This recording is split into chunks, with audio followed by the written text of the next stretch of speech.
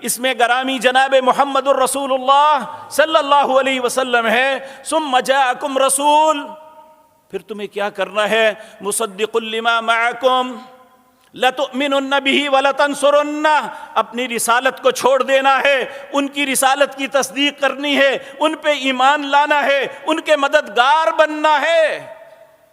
قال اقررتم، کیا اس بات کا اقرار کرتے ہو؟